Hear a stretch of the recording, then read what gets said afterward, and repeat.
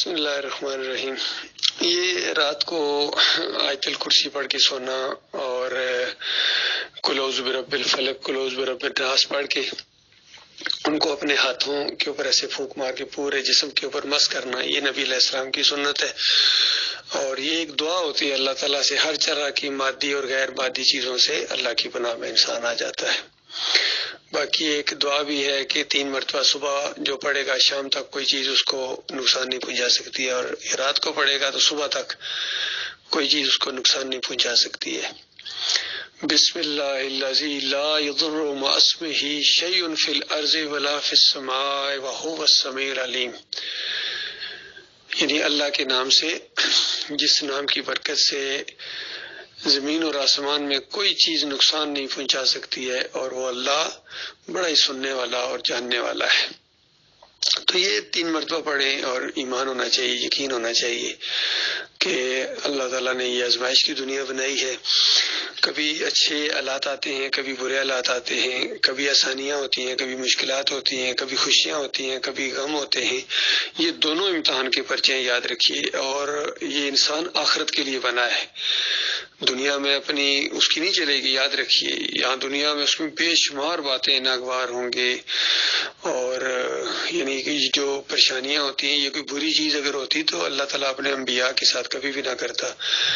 اگر کوئی زیادہ بیمار ہے تو ایوب علیہ السلام کی بیماری کو یاد کرو، ان سے زیادہ کسی انسان کے اوپر بیماری نہیں آئی ہے، تو کیا اللہ ان سے ناراض ہے اس وجہ سے بیماری دی؟ ایسی بات نہیں ہے، یہ آزمائش ہے، پرچے ہیں، جس طرح اللہ تعالیٰ نے چاہا مختلف لوگوں سے وہ پرچے لیے ہیں۔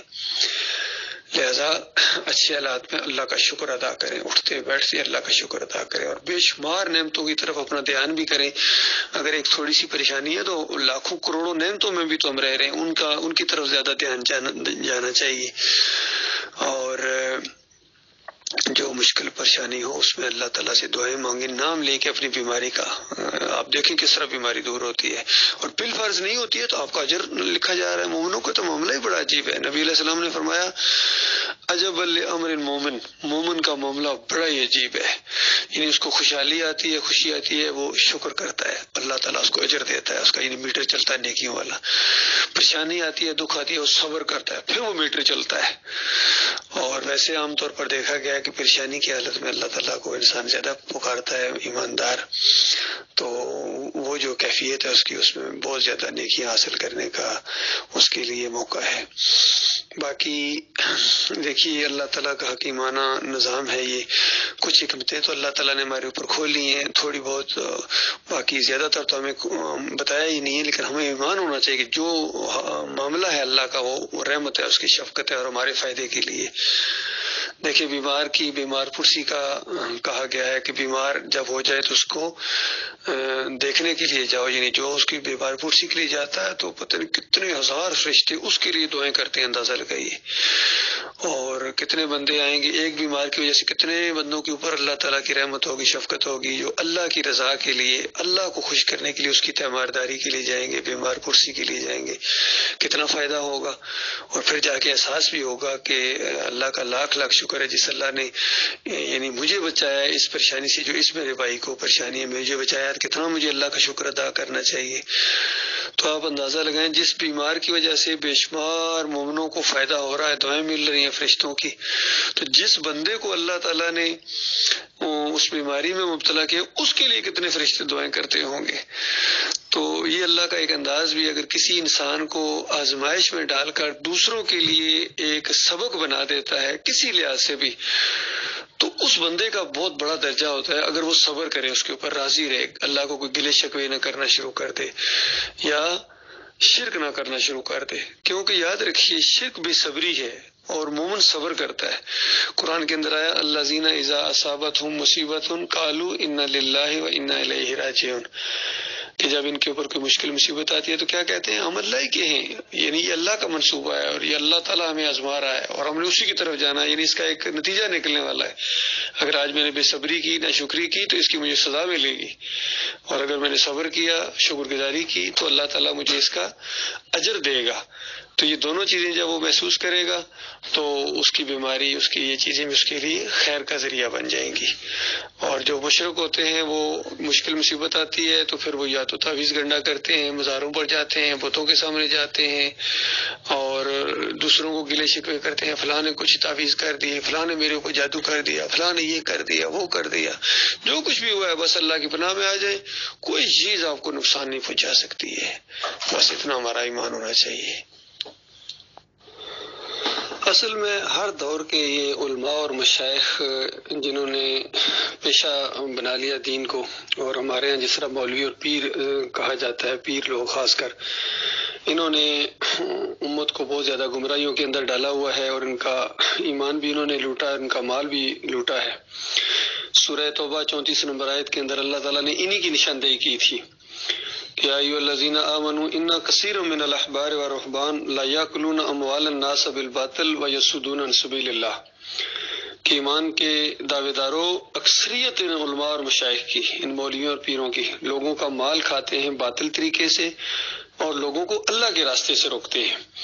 اصل میں انہی کے رابطے ہوتے ہیں شیطان جنوں کے ساتھ، جس طرح سورۃ الناس کے اندر انسان شیطانوں اور جن شیطانوں سے اللہ کی پناہ مانگی گئی ہے، من الجنۃ والناس کہا گیا ہے کہ اللہ کی ہم پناہ مانگتے ہیں ان شیطانوں سے، چاہے یہ جنوں میں سے ہوں، جنات میں سے یا انسانوں میں سے ہوں۔ تو یہی اصل میں جو ہے اس طرح کی باتیں پھیلاتے ہیں، اور ذرا سا بھی کوئی بیمار ہو جائے، چاہے اس کو فزیکلی کوئی بیماری ہے، تو چونکہ آگے پیچھے لوگوں کے رابطے بھی ہوتے ہیں اور آگے کان میں یہ بات، آپ کو کسی نے وہ کیا ہوگا، آپ کے اوپر کسی نے جادو کر دیا ہے، تعویذ کر دیا ہے، تو اس طرح کی باتیں پھیلاتے ہیں۔ پھر گھروں میں لڑائیاں جھگڑے بھی ہوتے ہیں، بندے کو ذہنی مریض بھی کر دیتے ہیں، چونکہ ان کا واسطہ ایسے لوگوں کے ساتھ پڑتا ہے جو عقیدے کی خرابی کے اندر مبتلا ہے۔ ہمارے پاس آ کے ذرا کہیں نا کبھی کہ وہ یہ فلاں نے تعویذ کر دیا تو وہ کر دیا تو فلاں، یہ ہم کہیں گے ہمارے لیے اللہ کافی بس۔ تو مومن کا یہ معاملہ ہوتا ہے۔ اسی طرح چونکہ ایمان نہیں ہے اکثریت کے اندر، تو وہ لوگوں کے ساتھ حسد بھی کرتے ہیں، کسی کو اچھے حالات میں دیکھیں گے تو اس کے ساتھ حسد کریں گے، جلن محسوس کریں گے۔ تو ظاہری بات ہے اگر کوئی مومن ہے وہ تو خوش ہوتا ہے، اور اگر اس کو کوئی چیز دوسرے میں اچھی لگے تو وہ کہتا ہے یا اللہ جو اس کو دی ہے یا اللہ مجھے بھی دے۔ وہ یہ نہیں کہتا یا اللہ اس کو کیوں دی ہے یا یہ اس طرح کیوں ہے، اس طرح کا معاملہ نہیں کرتا ہے۔ لیکن جس کا عقیدہ خراب ہوتا ہے یا انتہائی کمزور ایمان اگر ہوتا ہے تو وہ اس میں جلن محسوس کرتا ہے، حسد کرتا ہے، اور حسد کرنے والے کی شر سے اللہ کی پناہ مانگی گئی ہے، کیونکہ جب حسد کرتا ہے تو کوئی نہ کوئی کاروائی کرتا ہے، وہ برے خیالات اس کے دل میں آتے ہیں، اور پھر وہ اس کو عین الحاسد بھی کہا گیا ہے، حسد کرنے والی آنکھ۔ ظاہری بات آنکھ سے انسان دیکھتا ہے اور وہ حسد کرتا ہے، اس سے اللہ کی پناہ مانگی گئی ہے۔ تو یاد رکھیں جس چیز سے بھی اللہ کی پناہ مانگی گئی ہے اس میں محدود حد تک نقصان پہنچانے کی صلاحیت اللہ نے رکھی ہوئی ہے۔ جس طرح ہم کہتے ہیں اعوذ باللہ من الشیطان الرجیم، میں اللہ کی پناہ مانگتا ہوں شیطان مردود سے۔ تو ظاہری بات ہے اگر شیطان کسی کو گمراہ کر ہی نہیں سکتا ہے تو بتائیے پھر اعوذ باللہ پڑھنے کا کیا فائدہ؟ اس کو گمراہ کرنے کی چھوٹ دی ہے اللہ تعالیٰ نے۔ ہاں یہ اور بات کہ اللہ تعالیٰ اپنے بندوں کی حفاظت کرتا ہے، یہ علیحدہ بات ہے کہ اللہ جن کو اپنے لیے خالص کر لیتا ہے ان کے اوپر شیطان کا وار نہیں چلتا ہے، اور وار ہوتا بھی ہے تو پھر وہ اللہ کی پناہ میں آ جاتے ہیں تو وہ وار ختم ہو جاتا ہے۔ یہ معاملہ اس کا وار اسی کے اوپر الٹ ہو جاتا ہے اور وہ بندے کو کوئی نقصان نہیں پہنچتا، اور اگر نقصان پہنچا بھی تو اس میں اللہ خیر رکھ دیتا ہے، اس کے صبر کی وجہ سے اس کو اللہ تعالیٰ اجر دے دیتا ہے۔ اصل میں یہ معاملہ ہے جس کو ہم جس طرح کہتے ہیں نا فلاں کی نظر لگ گئی، کسی بچہ خوبصورت یا کوئی اس طرح کی گاڑی نظر لگ گئی، جی اس کو عین الحاسد کہا گیا، حسد کرنے والی آنکھ۔ تو ان ساری جو چیزیں شیطانی چیزیں ہیں، ٹونا ٹوٹکا تعویذ گنڈا، یہ ساری چیزیں جتنی ہیں، وہ تکیے کے نیچے چھری رکھ دو، وہ بال وہاں سے نکلے تھے، یہ ہوا تھا وہ ہوا تھا، یہ ساری شیطانی چیزیں ہیں، یہ انہی شیطانوں ان مولویوں نے پھیلائی اور ہر دور میں کرتے رہے ہیں۔ یہ تو سلیمان علیہ السلام کے بعد بھی یہ اس قوم کے اندر جو اس طرح کی چیزیں آئی ہیں، چھو منتر کی اور اس طرح کی چیزیں، تو وہ کیا کرتے تھے ان کے مولوی اور پیر.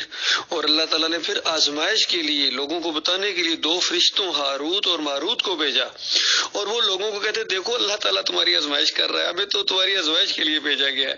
ہم بتاتے ہیں کہ جو یہ کام کرے گا نا، یاد رکھیں اس کا جنت میں کوئی حصہ نہیں ہے، بس آخرت برباد ہے اس کی، یہ نہ سیکھو نہ سیکھو، اس طرح منع کرتے تھے. لیکن وہ چونکہ آپس میں دنیاوی معاملات میں ایک دوسرے کی عورتوں کو حاصل کرنا، لڑائی جھگڑے فساد ڈلوانا خاندانوں کے اندر، تو وہ کہتے تھے نہیں وہ بس سکھا دو. تو یہ بتانے کے بعد کہ تمہارا اب آخرت میں کوئی حصہ نہیں، سوچ لو، تو کہتے کوئی بات نہیں اللہ مالک ہے. جیسے آج کل کسی کو بھی اس طرح کی بات کہی جائے تو کہتا کوئی بات نہیں، چلو یہ اللہ مالک ہے. تو حالانکہ اللہ ہی تو بتا رہا ہے کہ آگے پھر تمہاری بربادی ہے، لیکن انسان کو یقین نہیں آتا ہے، دنیاوی معاملات کے اندر پھنسا ہوتا ہے، آخرت کی بجائے دنیا دار ہوتا ہے. تو یہ ساری چیزیں ذہن میں رکھیے گا. اللہ تعالیٰ غور و فکر کرنے کی توفیق عطا فرمائے. ہر طرح کی مادی اور غیر مادی شر سے اللہ تعالیٰ اپنی پناہ میں رکھے، اور ان شیطانی کاموں سے اللہ تعالیٰ اپنی پناہ میں رکھے. باقی جس طرح شیطان کا وجود تو موجود ہے، لیکن وہ نفع نقصان بے اذن اللہ ہوتا ہے. اللہ چاہے گا تو کسی کو نقصان ہوگا، اللہ نہیں چاہے گا تو نہیں ہوگا. اور مادی چیزوں میں بھی اسی طریقے سے ہوتا ہے، جیسے کہ جتنی دوائیاں ہوتی ہیں، ٹیبلٹس ہوتے ہیں، علاج ہوتا ہے، تو شفا تو اسی وقت ملتی ہے جب اللہ چاہتا ہے. تو دوائی کھاتے وقت ایک مومن کا پورا یقین ہوتا ہے کہ بالکل یہ صحیح دوائی کھا رہا ہوں، اصل دوائی ہے، لیکن شفا اس وقت ملے گی جب میرا مالک چاہے گا. میرا مالک نہیں چاہے گا جو مرضی کھاتے رہو، جتنے مرضی علاج کراؤ. آپ نے دیکھا ہوگا کہ ایسے ایسے مریض ہوتے ہیں کتنے سال وہ علاج کراتے رہتے ہیں، نہیں شفا ملتی ہے. اللہ کا ارادہ نہیں ہے، اللہ تعالیٰ اس کو مزید اس میں رکھنا چاہتا ہے. تو اس کے بعد اصل میں اسی کا امتحان ہے کہ مومن اس امتحان سے پاس ہو کے نکلتا ہے اور مشرک اس میں پھنس جاتا ہے. وہ جس طرح ہماری زبان میں بتایا جاتا نا، تیلے کی ہانڈی گئی اور کتے کی ذات پر رکھی گئی. تو یہ ہوتا ہے کہ اس میں پرکھ ہو جاتی ہے کہ مومن کون ہے اور مشرک کون ہے.